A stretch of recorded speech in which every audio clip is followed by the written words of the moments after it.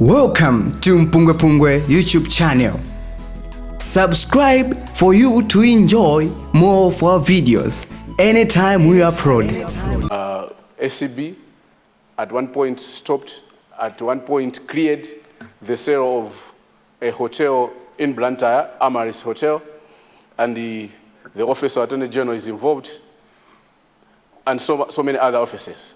Now, looking at the figures which are being mentioned, that are exchanging hands, people who contribute to this fund are left with questions. If there's a value for money, looking at the regulator, Reserve Bank, the then governor, wrote a letter which spoke against the sale and the investment rather of the pension money into this hotel, because it said it means they're going to start recovering the money 35 years from now.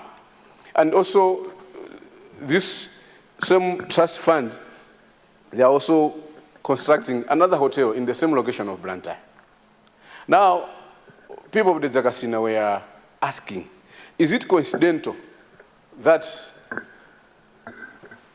at first the money which was evaluated at this hotel was 47 billion, that was in June thereabout, and the then government had advised against it.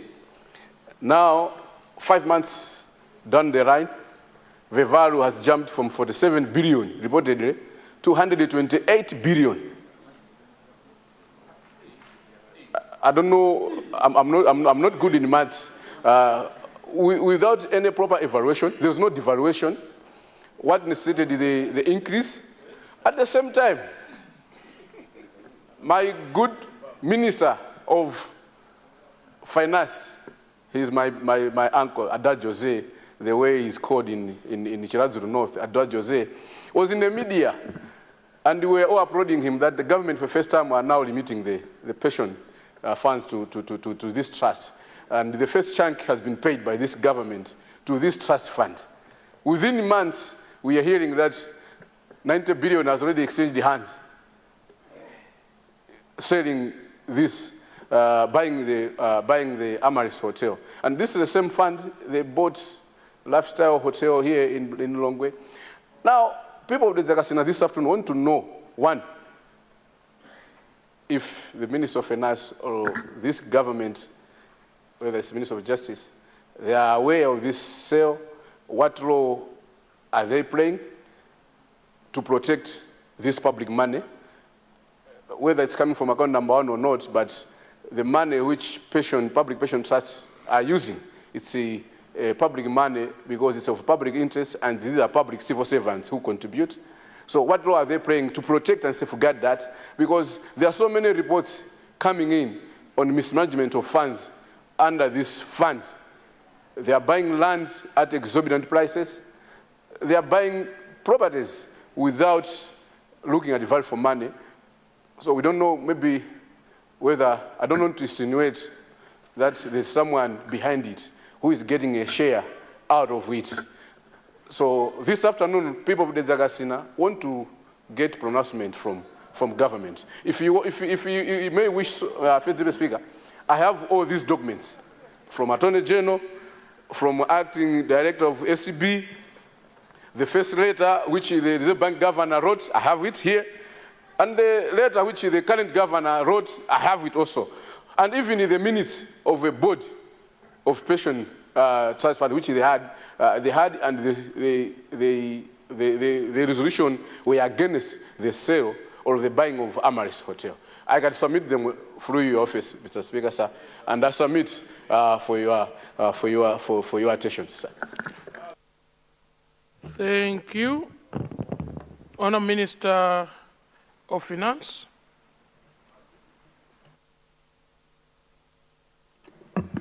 Thank you very much, Mr. First Deputy Speaker. I would like to start by thanking the honourable member for raising this very important question, so that Malawians need to know about this issue. Mr. First Deputy Speaker, I want to mention as a preamble that the PSPFTF, Public Sector Pension Fund Trust, is a standalone contributory fund that was set up in accordance with the Pension Act, Chapter 5502, and it is managed by independent Board of Trustees. In addition, because I think the honorable member was insinuating that maybe it was paid through government accounts, the answer is no. They have their own accounts. Actually, if they were producing accounts, if the past 5 years we were producing accounts, I was supposed to lay them on this table. So it's independent institution on this one. You can go to the trust. You have the act there. So no insinuation should be made that maybe a payment was made through Ministry of Finance or paid through Accountant General or through FMS. The answer is no.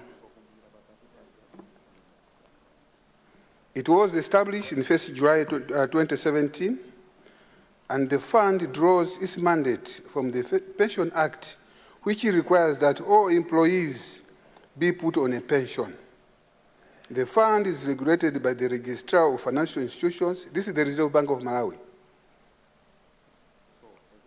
And the governor is the registrar for all pension funds, not only this fund, for all pension funds, because a pension fund is like a bank. So it is regulated, monitored by the central bank. According to the Act, the registrar has the overarching responsibility to regulate, supervise, and ensure the highest standards of conduct of business by all pension funds. As the honorable member has outlined in his question, government has also noticed just a few days ago the documents circulating in the social media regarding the purchase of Amaris Hotel by the Public Sector Pension Fund Trust. Mr. First Deputy Speaker, government also noted that the Registrar of Financial Institutions, as the regulator of pension funds, had written to the pension fund, one, reminding them of the advice he gave previously regarding the acquisition of the hotel. The registrar further also stipulated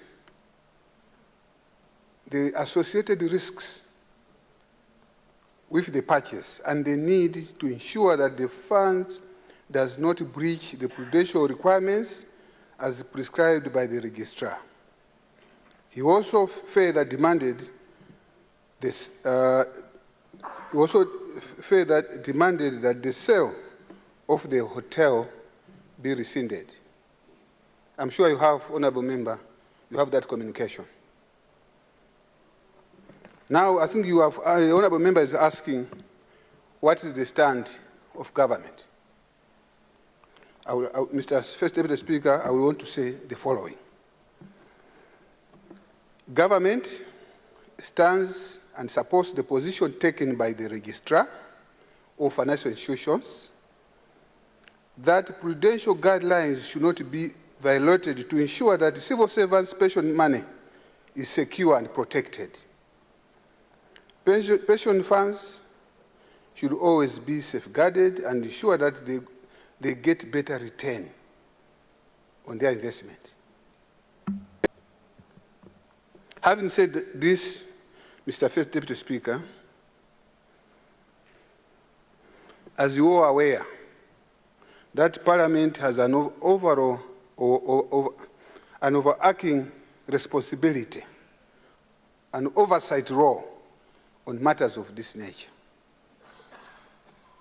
Therefore, government is saying, if it pleases this August House,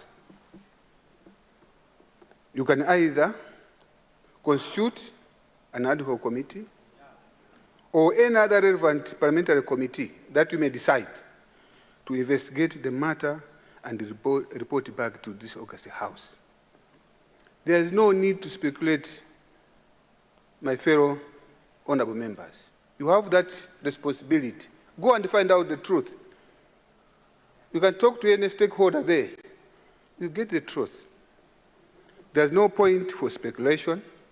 There's no need to be putting other people's names in the mud for no reason at all.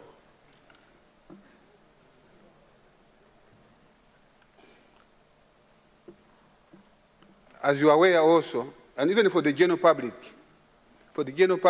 also there's what we call the access to information. Even the public can go and find out what happened. They can find out. So I think that's what I can say at this particular point. So, but also, as you have said, actually, honorable member, you have said you need to find out. Actually, you need to find out more, because there's a lot that has indeed happened there. You have talked about the lifestyle hotel, the former Sigerege. Go and find out what happened. You should also go and find out what happened with the hotel, the one that we are referring to, because I'm sure you know when that happened. You need to find out the truth. I want you to extend that, and it will be glad, because this government, the government of Professor Tata Mutharika, makes sure that there's transparency. And should you want us to support you for that committee, we are ready to give you the resources. Do it. You get it? But there's no reason at all. There's no reason at all for us to be speculating. You go and know the truth there. So that's what I would want to say, Mr. First Deputy Speaker, that please go and find out and report back to this August House. Thank you very much. And Sigereke and the others as well. Thank you.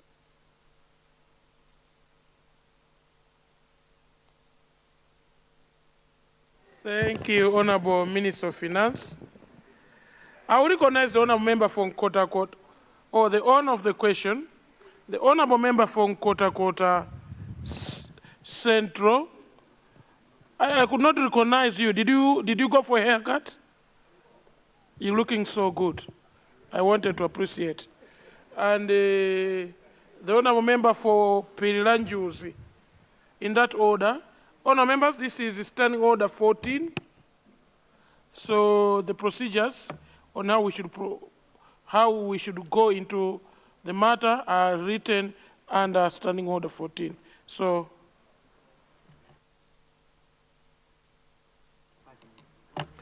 as you know, you cannot ask questions. You can ask for a clarification from the Honourable Minister, but you have 5 minutes. The beauty is not a minute, 5 minutes to raise your concerns and debate. Thank you. Thank you so much, First Deputy Speaker. And let me thank the Minister of Finance for his responses. To begin with, I am happy that he agrees that there's a need to do a proper inquiry to how the funds which our civil servants, those who retired and the ones who are saving now, the money which they are contributing to this fund is being used, because as you have alluded to, the funds are public funds. But I was not much convinced, because as a Minister of Finance, you are the key player in this. I thought you'd be more concerned, because I said, is it coincidence that this 90 billion was being paid as a first payment sale of this hotel soon after, when the government has remitted the pension money which the government was not remitting before. Soon after that, that's where this 90 billion has been paid. And the Reserve Bank, which has stopped as a regulator, is part of the government. I had also mentioned the SB, the law of SB acting director. At area 1 had stopped, later on it said it's cleared, and even the law of Attorney General, the Office of Attorney General. These are the public offices. These are government. Now to say no, how they operate, we don't intervene. They pay using their account. Yes, we know they pay using their fund account, but this is public money. That's why there's a word public at the first. And even the Pension Act, which made them to formulate this in 2017, it's a government and a public law. So what I thought is that while the minister is agreeing on the list, I didn't agree to say whatever is happening, it's like it's none of their concern. I didn't agree on that aspect, First Speaker. But I agree the ad hoc committee to do the inquiry on lifestyle, on everything, how the funds are being used as a trust fund.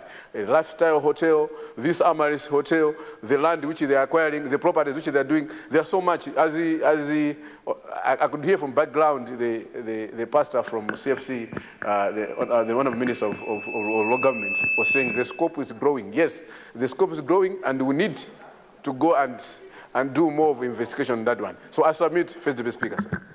Thank you. Kota Central.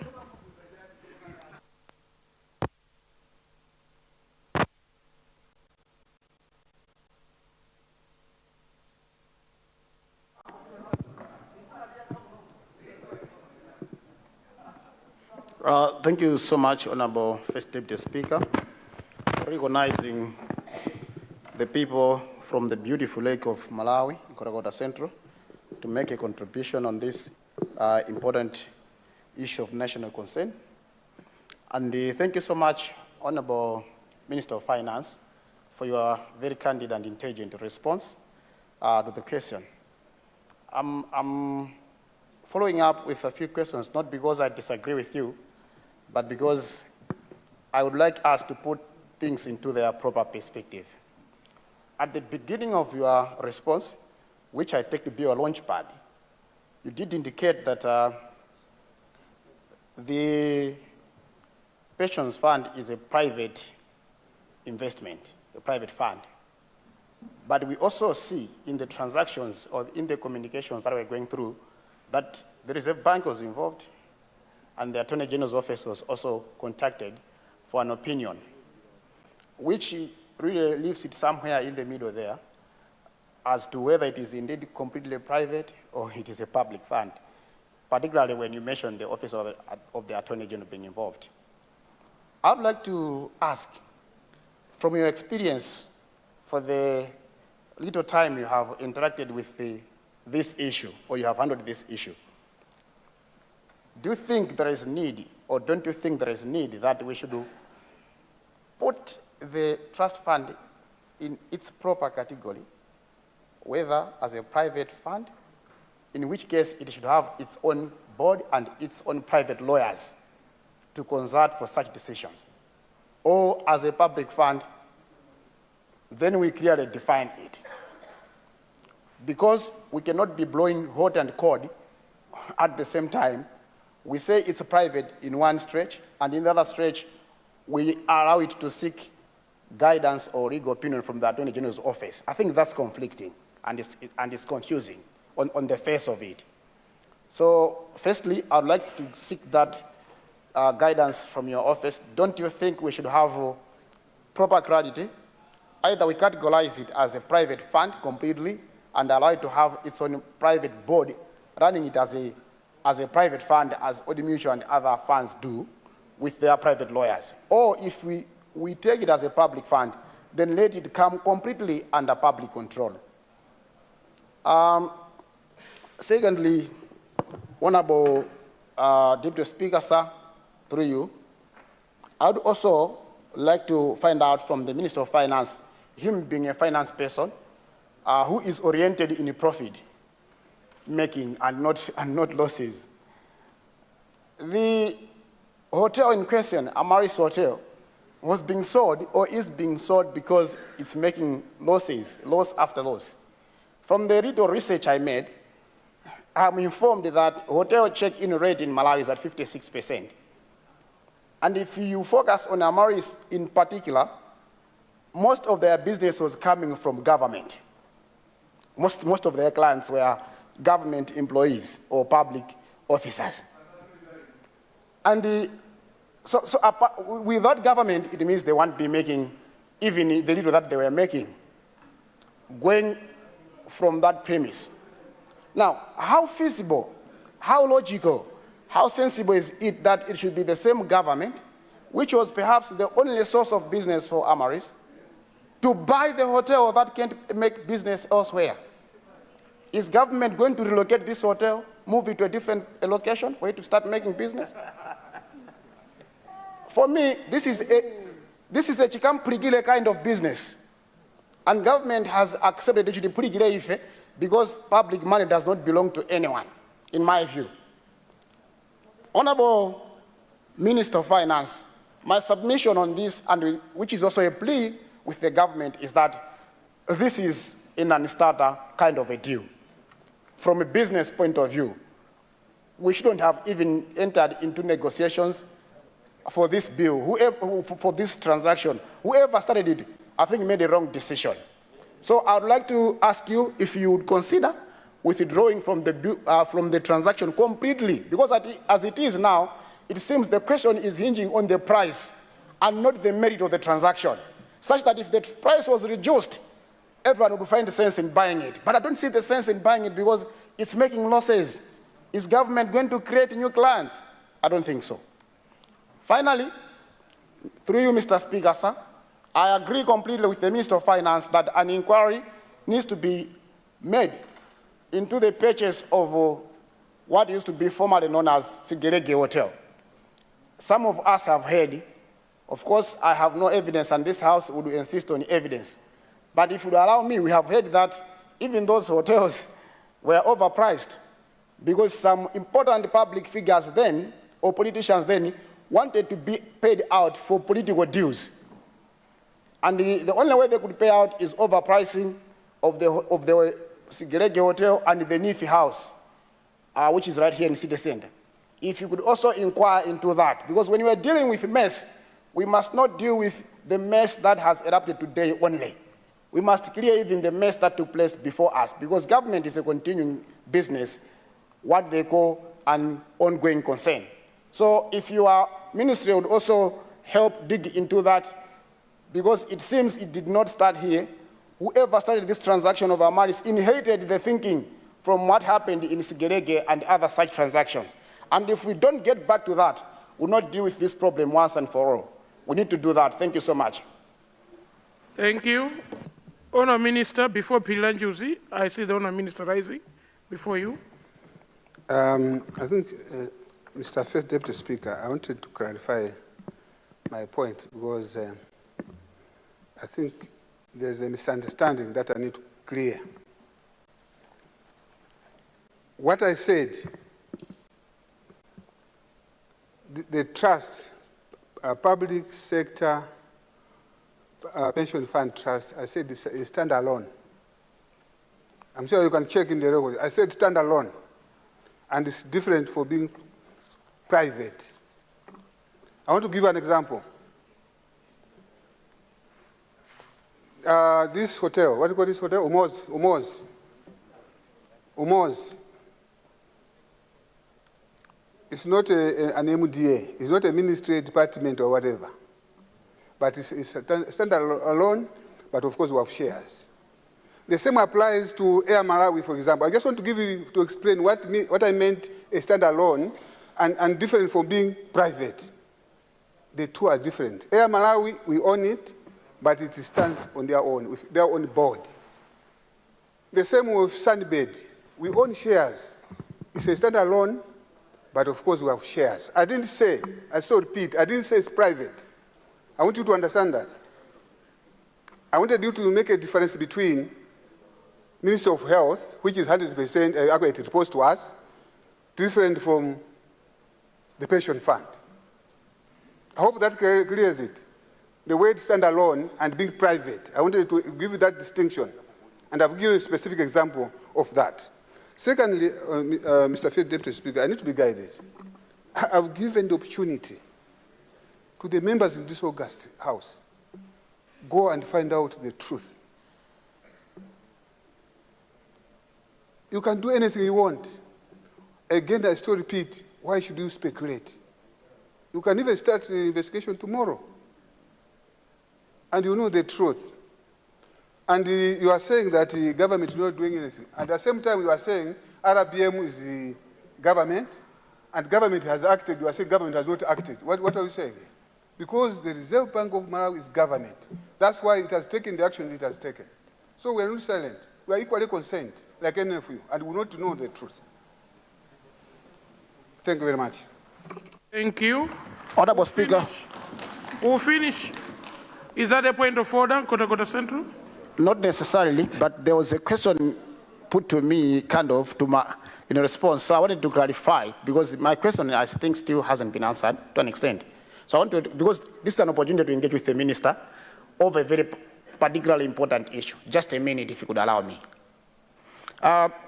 Thank you so much, Honorable Minister, for that clarification. But my point, in terms of its gist, was that there is need for us to put the pension funds in a context that can be very safe. So, in other words, to put it differently, I would suggest, and I implore upon you to take time to consider that, transferring the pension fund, public pensions, into a completely private manager who can have the full powers to make business decisions that are plausible. Because surrounding the whole issue is the question of political interference. I think there is nothing more than that. What if you consider putting the public pensions and pension funds? Karonga Nyungwe, order. Please, Karonga Nyungwe, return back to your seat. The other seat. I'm just coming from here. Yeah, please go back there. You're blocking the speaker to view the honourable member on the floor. Thank you. Thank you so much, Mr. Speaker. What if government, Honourable Minister, considers putting the pensions fund into a completely detached manager who could be making financially prudent and commercially viable decisions? Thank you. Honourable member, we are getting you. I think you and the Honourable Minister are on the same page. Honourable Minister, do you want to clarify before Pilanju completes it? Maybe I think it's still, I need to maybe to say, because I thought what we are saying is here, and what I've proposed, go and do investigations, you make a recommendation here. Suffice to mention that some of the issues that were mentioned, they're already there. For example, the board that has been there is a board that we found. And this is, I don't know whether I should say it is your board. I don't know whether I should use that word. Because I can mention the names here, if you don't mind. Do you want me to mention the names? Yes. The people that made the decision? Yes. I'm starting. I don't know. Will you allow me to do so?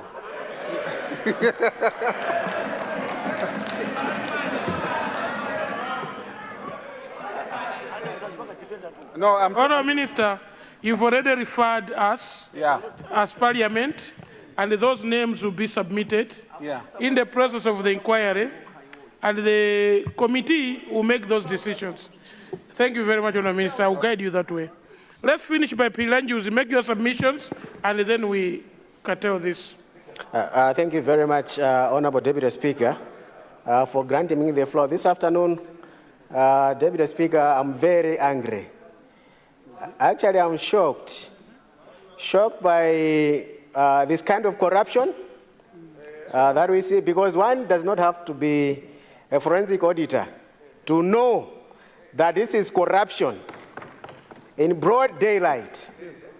And that is why when the hotel was valued at 47 billion, the MCB government that the minister is referring to stopped it. They stopped this sale because it was not worth it. When the current government came, they did not just resuscitate this corrupt deal, but they went further to multiply the value of Ama's hotel by 3, moving from 47 billion to 128 billion. And they have already paid 90 billion. Deputy Speaker, I'm very angry. Very, very angry.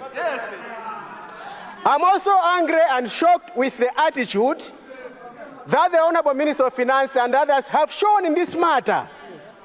Because when he was explaining, he was saying, as you do the inquiry, can you also make sure that you also do an inquiry on Sigerege? That's what he said. So what it means is that this is justified simply because some time back, the same board also bought Sigerege. What we are saying here, if there was something wrong with the purchase of Sigerege, we need to inquire into that. But we also have to stop this nonsense. Deputy Speaker, this is not on. This is not on.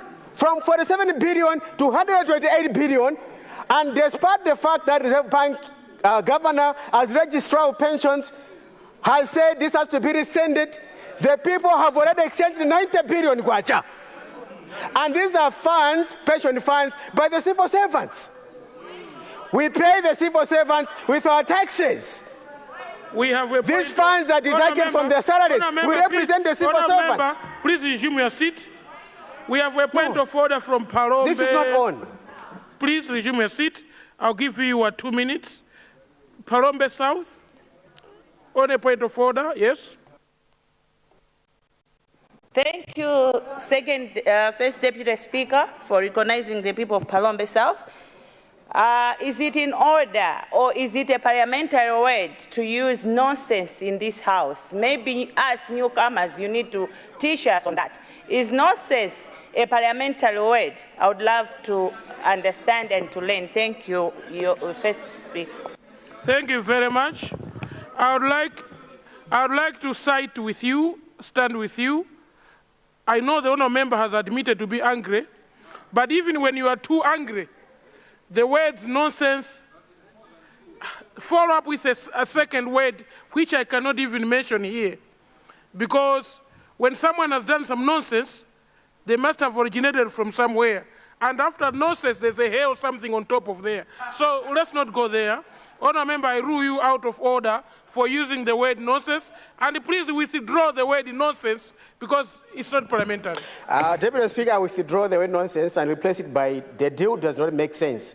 But what I would want to pose to the August House, if this deal does not make us angry in here, then there's something wrong with all of us. There's something wrong with all of us as representatives of the people if this does not make us angry. And we are being told here that, no, you can make an inquiry, a public inquiry by Parliament, whatever committee. I mean, okay, the inquiry will be done, but this deal has to be stopped first. Yes. Stop the bleeding first. You don't have to form committees for you to kill a snake. No, you just get a stick and kill it.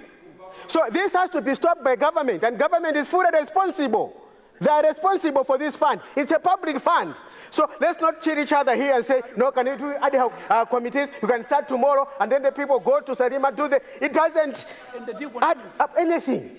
What we need is to stop this theft. 90 billion has already exchanged hands despite the fact that the registrar, the governor has stopped it. They can't listen. What kind of impunity is this? Speaker, I'm very angry. Let me stop there. Thank you. Thank you. Point of order.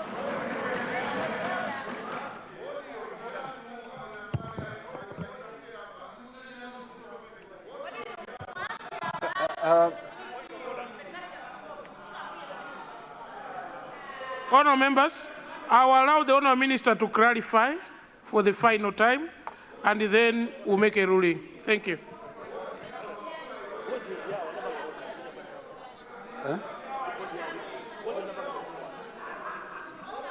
Mr. First Deputy Speaker, can I be heard in silence, please? Honour members, we have requested the Honour Minister, let's listen in silence. Thank you. I wanted to find out, Mr. First Deputy Speaker. I don't know, maybe English is a language that we bought. The word is rescinded. and stopping, are they different? Are they different? Communicate to me, right? Communicate to the chair, Honour Minister. Communicate to me, Honour Minister. Secondly, I want to, honourable member, don't you know that the Reserve Bank is government? Don't you know Reserve Bank is government? So when we have stopped it, that's what you're going to find out, guys. Thank you very much, honour members. Thank you very much, honour members. I will only recognize leader. Leader, you have the floor.